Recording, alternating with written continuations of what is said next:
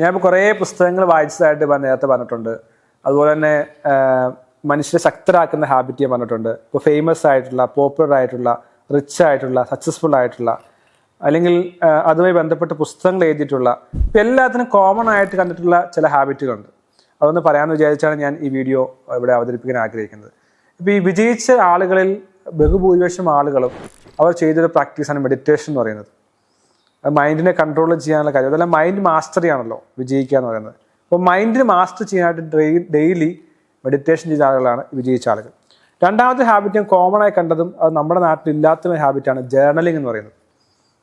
ഓരോ ദിവസവും വൈകിട്ട് ഇന്നത്തെ കാര്യങ്ങളെക്കുറിച്ച് എഴുതുക. ലെസൺസ് എന്തായിരുന്നു പെയിൻസ് എന്നും നാളത്തെ പ്ലാൻ എന്തായിരുന്നു എന്നും എഴുതുന്ന ഒരു ജേർണലിംഗ് എന്ന ഹാബിറ്റ് ഈ വിജയിച്ച എല്ലാ ആളുകൾക്കും ഉണ്ടായിരുന്ന ഹാബിറ്റാണ്.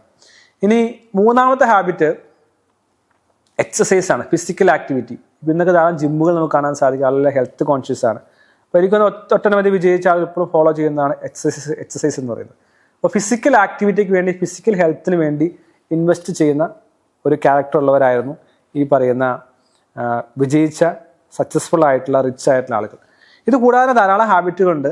അതിൽ പ്രധാനപ്പെട്ട ഹാബിറ്റാണ് പവർ ഓഫ് പോസിറ്റീവ് തിങ്കിങ്. ഈ വിജയിച്ച ആളുകൾ ഇല്ലാത്തതിനെക്കുറിച്ച് ചിന്തിക്കുന്നവരല്ല, നെഗറ്റീവായി ചിന്തിക്കുന്നവരല്ല, എങ്ങനെ പോസിറ്റീവായി എല്ലാ കാര്യങ്ങളെയും കാണുവാൻ സാധിക്കും. ഇപ്പോൾ നെഗറ്റീവ് ഒപ്റ്റിമിസം എന്ന് പറയുന്ന കോൺസെപ്റ്റ് ഉണ്ട്, പവർ ഓഫ് നെഗറ്റീവ് തിങ്കിങ് എന്നൊരു കോൺസെപ്റ്റ് ഉണ്ട്.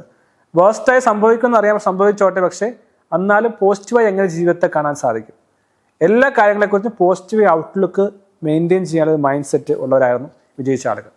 ഇനി പിന്നീട് അവർ കണ്ടിട്ടുള്ള ഒരു ഹാബിറ്റ് എന്ന് പറയുന്നത് ഗ്രാറ്റിറ്റ്യൂഡ്.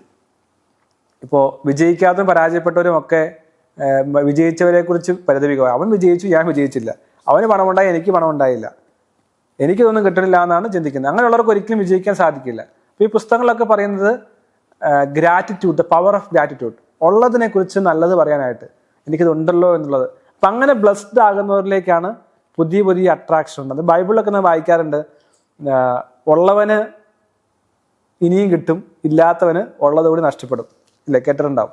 അപ്പോൾ അതിൻ്റെ ഒരു ഫിലോസഫി ഇതാണ്, ഉള്ളതിനെക്കുറിച്ച് ഗ്രാറ്റിറ്റ്യൂഡ് ഉണ്ട്, അബണ്ടൻസ് ഫീലിംഗ് ഉണ്ട്, താങ്ക്ഫുൾ ആകാൻ സാധിക്കുകയാണ്. ഇപ്പോൾ റിച്ച് ആയ ആളുകളെല്ലാവരും ഈ പറയുന്ന ഗ്രാറ്റിറ്റ്യൂഡ് മൈൻഡ് സെറ്റ് വളരെയധികം ഫോളോ ചെയ്തതാണ്. ഒരു ഹാബിറ്റോട് ഞാൻ പറയാം, ബാക്കി നിങ്ങൾക്ക് വേണമെങ്കിൽ കോഴ്സിൽ അറ്റൻഡ് ചെയ്തുകൊണ്ട് കൂടുതൽ കാര്യങ്ങൾ മനസ്സിലാക്കാൻ സാധിക്കും. അത് ഹെൽത്തി മൈൻഡ് സെറ്റാണ്. ഈ ആരോഗ്യമുള്ള ആളുകൾ ഈ മെൻ്റൽ ഹെൽത്തും ഒപ്പം തന്നെ ഫിസിക്കൽ ഹെൽത്തും ഫോക്കസ് ചെയ്യുന്നുണ്ടെന്ന് പറഞ്ഞു.